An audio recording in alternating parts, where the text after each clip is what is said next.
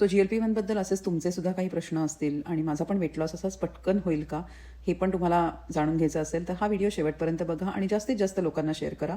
म्हणजे awareness create होईल आणि त्यांना सुद्धा त्यांच्या प्रश्नांची उत्तरं मिळतील आणि अजून ते प्रश्न विचारू शकतील. सो GLP-1 म्हणजे ग्लुकेगॉन लाईक पेप्टाइड 1. हे एक हॉर्मोन आहे जे नॅचरली आपल्या इंटेस्टाईनमध्ये प्रोड्यूस होत असतं. आपण जेवल्यानंतर ते आपल्या ब्रेनला सिग्नल देतं की माझं पोट भरलंय, मला अजून भूक नाही आहे. आणि हे मेडिकेशन म्हणून सुद्धा टाईप 2 डायबिटीजसाठी ओरिजिनली वापरलं गेलेलं आहे. आणि क्लिनिशियन्सना जेव्हा त्याचा फायदा वेट लॉससाठी सुद्धा दिसला या पॉप्युलेशनमध्ये स्पेसिफिकली, तेव्हा त्यांनी काही ट्रायल्सनंतर FDAने US स्पेसिफिकली 2021 त्याला अप्रुव्हल दिलं officially to use it for weight loss. इंडियामध्ये सप्टेंबर 2025 नंतर ते अवेलेबल झालं आहे आणि त्याचे तर वेगवेगळे फॉर्म्स वेगळ्या नावांनी ते अवेलेबल होतं आहे अजून कॉमन पब्लिकना. आणि असे काही ॲक्टर्स आणि ॲक्ट्रेसेस येऊन त्याची मार्केटिंग म्हणा, पेड प्रमोशन्स म्हणा करत आहेत. सो त्याबद्दल जाणून घेऊयात अजून. सो GLP-1चा साईड इफेक्ट्स आहेत जसे सगळ्याच मेडिकेशनचे असतात, पण कॉमन साईड इफेक्ट्समध्ये nausea, vomiting, constipation, diarrhoea, bloating हे साईड इफेक्ट्स आहेत. आणि त्याचे सिरियस साईड इफेक्ट्स काय आहेत हे पण आधी समजून घ्या.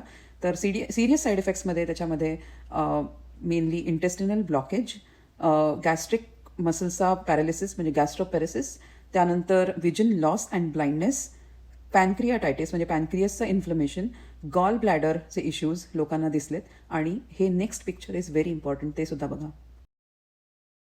सो ह्या पिक्चरमधनं तुम्हाला दिसतं की US 2021 हे वेट लॉस या कॅटेगरीमध्ये नवीन रिलेटिव्हली मेडिकेशन आहे आणि अवेलेबल आहे पब्लिकमध्ये. तर त्याचे इफेक्ट्स काय झालेले आहेत, साईड इफेक्ट्स, आणि त्याच्यावरती लॉ सूट म्हणजे काही जे ॲक्शन घेतलेत पब्लिकनी अगेन्स्ट दीज कंपनीज, तर त्या अशा आहेत.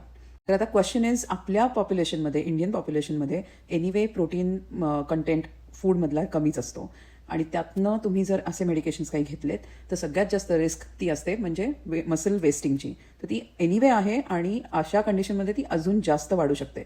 So we have to be extra careful. So I hope this information is helpful to you. My personal opinion is that if you take this medication, you have to be very well informed आणि तुम्ही डॉक्टर्सना maximum प्रश्न विचारले पाहिजेत.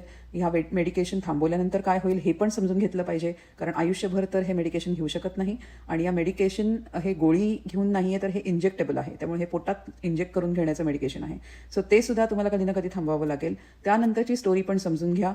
फक्त weight loss होईल या मोहापायी आणि कुठलं इन्फ्लुएन्सच्या अंडर येऊन असं मेडिकेशन घेऊ नका, ही माझं पर्सनल ओपिनियन आहे.